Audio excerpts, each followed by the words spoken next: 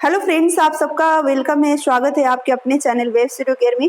तो दोस्तों, मैं उम्मीद करती हूँ कि आप सभी लोग अच्छे होंगे, मस्त होंगे। और इस वीडियो को स्टार्ट करते हैं। और आज का हमारा टॉपिक है क्रिटिकल अप्रोचेस, आलोचनात्मक उपागम। दोस्तों, बीएड सेकंड ईयर में अगर आप हैं या आपके फ्रेंड है तो दोस्तों आप चैनल को सब्सक्राइब जरूर कर लीजिएगा, वीडियो को शेयर कीजिएगा अपने दोस्तों के बीच में। बीएड सेकंड ईयर से रिलेटेड सारे वीडियो आपको इस चैनल पर प्रोवाइड किए जाएंगे। बीएड सेकंड ईयर का पेपर 1 नॉलेज एंड कैरिकुलम अभी हमारा चल रहा है, जिसमें यूनिट 1 और यूनिट दोस्तों 2 दोनों कंप्लीट हो चुका है। यूनिट 3 कंप्लीट होने वाला है। बस दोस्तों, यूनिट 3 में ये वीडियो आप देख पा रहे हैं, और इसके बाद एक और वीडियो आप लोगों को मिलेगा, 1 से 2 वीडियो। उसके बाद यूनिट 3 भी हमारा कंप्लीट हो जाएगा। यूनिट 4 में हम लोग आएंगे। इस तरह से सारी वीडियो आपको मिलेंगी। लक्ष्मी की जो बुक है दोस्तों, उसके एक पेज मैंने नहीं छोड़ा है, सारी वीडियो आपको मिला है। और यहाँ पर दोस्तों मैं आपको बता दूं कि अगर नोट्स बनानी है, ये आपको पीडीएफ चाहिए जो आप देख पा रहे वीडियो में, तो ये पीडीएफ आप हमारे टेलीग्राम चैनल से डाउनलोड कर सकते हैं। टेलीग्राम चैनल पे दोस्तों हमारी इसी नाम से है, वेब स्टूडियो केयर, और डब्लू का वहां पर आपको लोगो मिल जाएगा। तो उस चैनल से आप डाउनलोड कर सकते हैं सारे पीडीएफ को, अपने हिसाब से आप नोट्स भी बना सकते हैं। चलिए हम वीडियो को स्टार्ट करते हैं। फिलहाल दोस्तों, पाठ्यक्रम सिद्धांत के आलोचनात्मक उपागम का वर्णन कीजिए। इस तरह का क्वेश्चन आपसे पूछा जा सकता है। वर्तमान में विद्यालय पाठ्यक्रम तथा उससे संबंधित मुद्दे शिक्षाविदों के बीच एक बहस का विषय बना है। बिल्कुल, यानी कि जो अभी के टाइम में देखा जाए तो विद्यालय में जो पाठ्यक्रम है और उससे रिलेटेड जो भी मुद्दे हैं, एक बहस का मुद्दा बना हुआ है। नए सामाजिक, नए सांस्कृतिक, नए राजनैतिक, नए आर्थिक विकास ने विद्यालय पाठ्यक्रम को नया रूप दिया है। बिल्कुल, पाठ्यक्रम सिद्धांत के आलोचनात्मक उपागम में निम्नलिखित क्रियाओं पर जोर दिया गया है। तो आगे हम लोग देखते हैं किन किन क्रियाओं पर जोर दिया गया है। तो यहाँ पर आप देख सकते हैं, पाठ्यक्रम सिद्धांत में आलोचनात्मक उपागम में क्रिया केंद्रित पाठ्यक्रम पर बल दिया गया है, यानी एक्टिविटी पर। कमेनियस के अनुसार जो कुछ भी सीखना है करके सीखना चाहिए। ठीक है, इसी तरह से दोस्तों, यानी कि सबका अलग अलग अपना मत होता है, लेकिन इन्होंने बोला है कि जो कुछ भी सीखना है और करके सीखना है। गांधी जी की बुनियादी शिक्षा क्रिया केंद्रित पाठ्यक्रम को आधार मानती है, और उनके अनुसार हमने क्रिया केंद्रित पाठ्यक्रम की रूपरेखा बनाने का काम किया है, जिसका अर्थ हमारी पाठशालाएं कार्य, अनुभव और देखा जाए तो खोज का, यानी कि खोज का स्थान हो, न कि दूसरे लोगों से ली गई निष्क्रिय जानकारी को प्राप्त करने का। यानी दूसरे लोगों ने जो खोज किया, बस उस जानकारी को लेकर हम पढ़ रहे हैं, ऐसा नहीं। हमारा जो पाठशाला हो, ये खुद कार्य को करे, खुद एक्टिविटी को करे, खुद अनुभव, एक्सपीरियंस गेन करे और उससे वो ज्ञान प्राप्त करे। मनोवैज्ञानिक, सामाजिक और दार्शनिक दृष्टिकोण से भी क्रिया केंद्रित पाठ्यक्रम का एक उत्तम पाठ्यक्रम है। क्रिया केंद्रित पाठ्यक्रम एक सही पाठ्यक्रम है। अगर मैं मनोवैज्ञानिक दृष्टिकोण से आप देखते हैं, सामाजिक और दार्शनिक दृष्टिकोण से भी आप देखते हैं, तो मनोवैज्ञानिक दृष्टिकोण से यह इसलिए उत्तम है कि बच्चा प्रकृति में सक्रिय है। बिल्कुल, बच्चा प्रकृति में क्या है? सक्रिय है, एक्टिव है। सामाजिक दृष्टिकोण में यह जो पाठ्यक्रम है इसलिए जरूरी है। अगर समाज के अनुसार देखा जाए, सामाजिक दृष्टिकोण से, तो ये जो एक्टिविटी, जो हमारा पाठ्यक्रम है, जो एक्टिविटी बेस है, तो ये भी जरूरी है, क्योंकि बच्चे आत्मनिर्भर हो जाते हैं एक्टिविटी करके। हम अगर कोई चीज सिखाते हैं तो अतः क्रियाएं समूह में होती है, क्योंकि आपस में मिल करके ही कोई एक्टिविटी करके सीखेंगे। और कठिनाई के समय समूह के सदस्य एक दूसरे की हेल्प भी करते हैं, इसलिए हर कठिनाई के समय उन्हें अध्यापकों का मार्गदर्शन नहीं लेना पड़ता है। छोटी छोटी चीजें कभी हमसे जो ज्यादा सीखे होते हैं उनसे भी हेल्प ले लेते हैं। तो जरूरी नहीं है कि हमें टीचर ही हर चीज सिखाएंगे। इस पाठ्यक्रम के द्वारा विद्यार्थियों के अंदर सामूहिक चेतना आती है, यानी कि समूह में काम करने का एक उनके अंदर एक्सपीरियंस फील होता है, एक्सपीरियंस आता है, या उसका एक अलग ही मतलब अनुभूति होता है, या काम करने की हैबिट होती है सामूहिक काम करने का। ठीक है, और वे उचित समावेश और सहयोग का गुण भी सीखते हैं। बिल्कुल, सहयोग का गुण मतलब एक दूसरे का हेल्प करना, सहयोग करना, ये भी गुण उनके अंदर, ये भी प्रवृत्ति उनके अंदर डेवलप होता है। सामाजिक क्रियाओं को करते समय उनका संपर्क स्कूल के बाहर सामाजिक समूहों से भी बढ़ता है। यानी स्कूल में अगर केवल हम किताबी ज्ञान की बात करें तो केवल स्कूल के ही बच्चे से मिलते हैं, लेकिन अगर कुछ हम एक्टिविटी कर रहे हैं जो स्कूल से बाहर भी हमें जाना पड़ रहा है, करना पड़ रहा है, तो बाहर के लोगों से भी हमारा एक सामूहिक संबंध स्थापित हो रहा है। इस प्रकार विद्यार्थियों का सामाजिक विकास भी हो रहा है।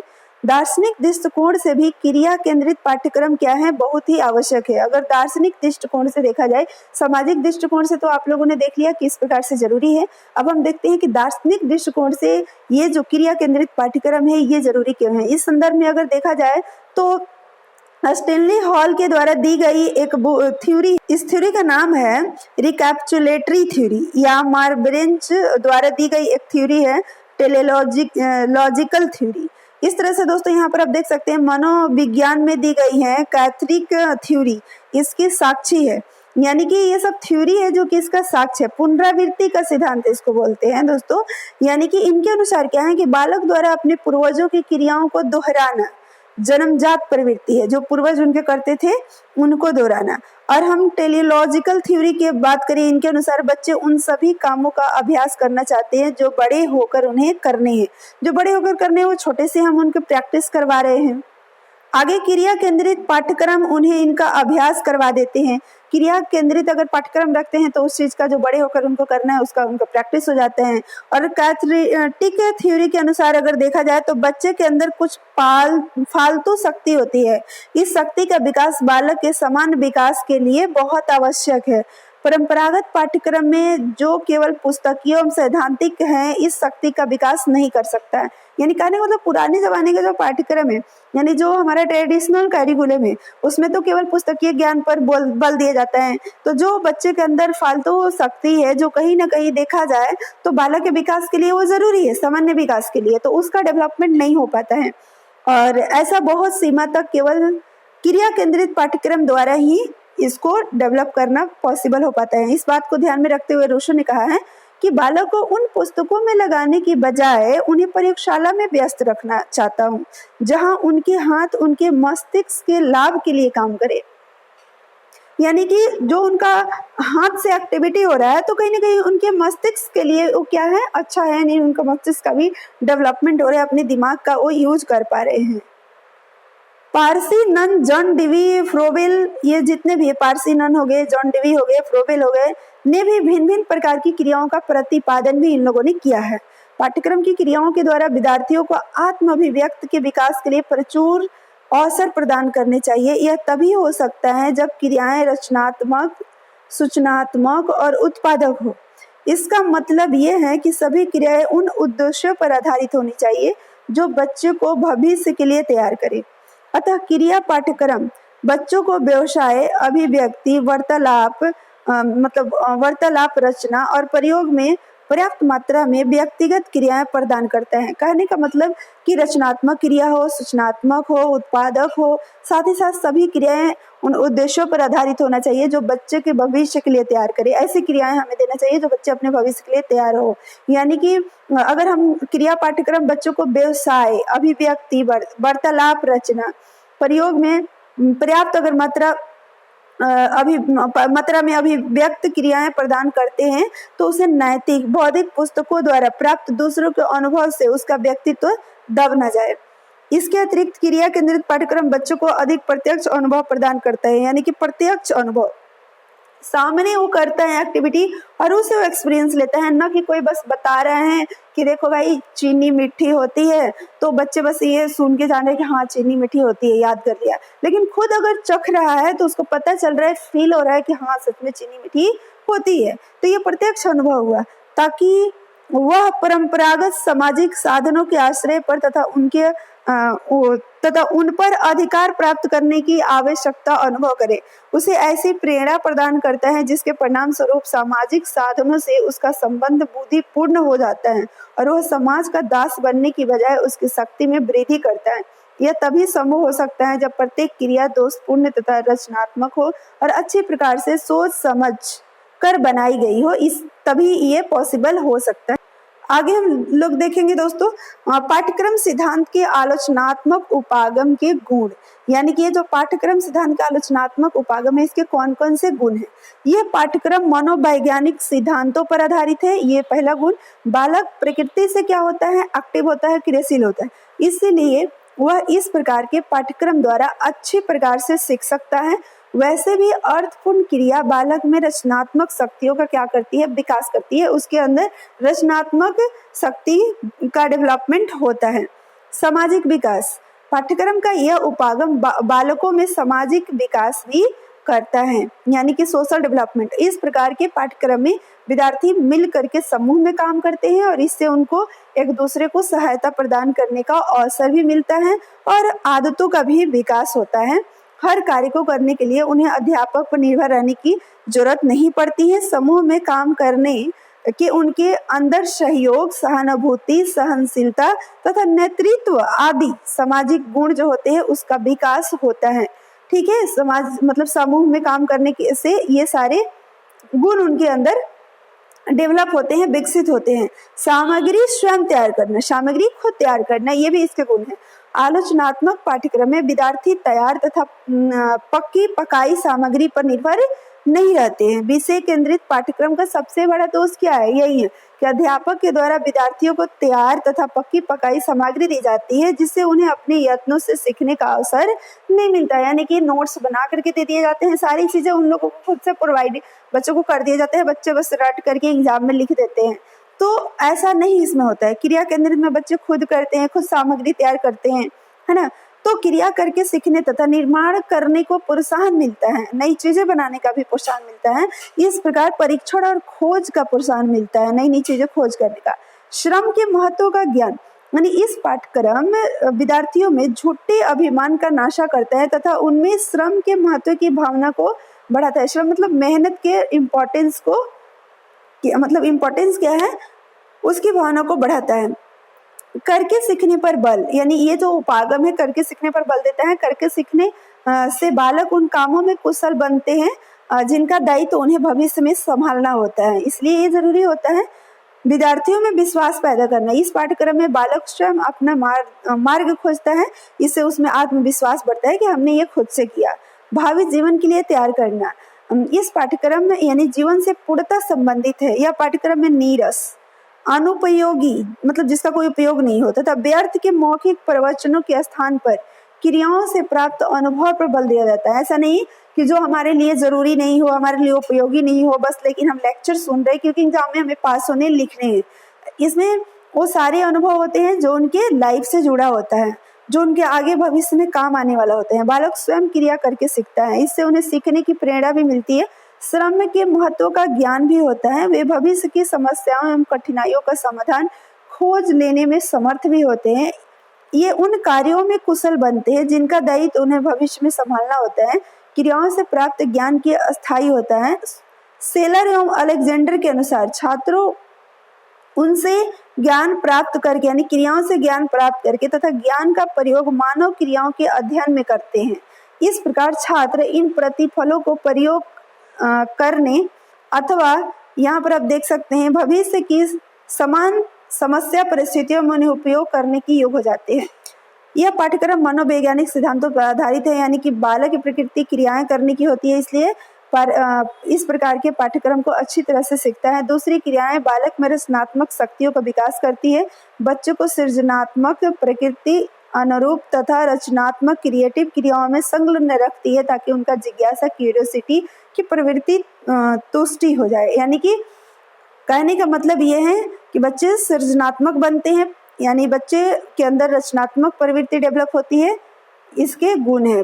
परीक्षण तथा खोज के लिए प्रोत्साहन प्रदान करना, खोज एवं शोध के बल पर ही आज हम आदम युग से रॉकेट युग की ओर आगे बढ़ रहे हैं। बालकों में स्वतः ही खोज एवं नई वस्तुओं के बारे में जानने की उत्सुकता होती है।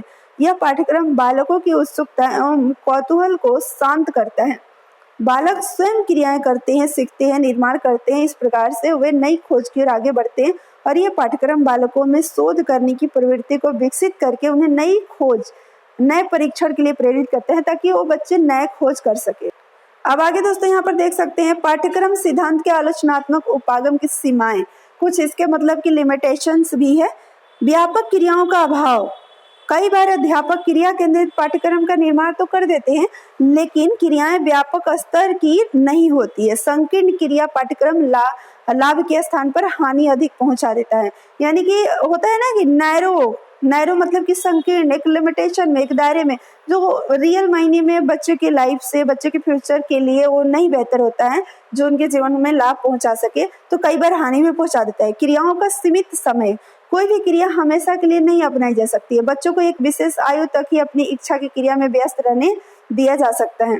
प्राचीन अनुभवों का महत्व, सामाजिक विरासत के रूप में प्राप्त जाति के प्राचीन अनुभवों का ध्यान भी रखना जरूरी होता है।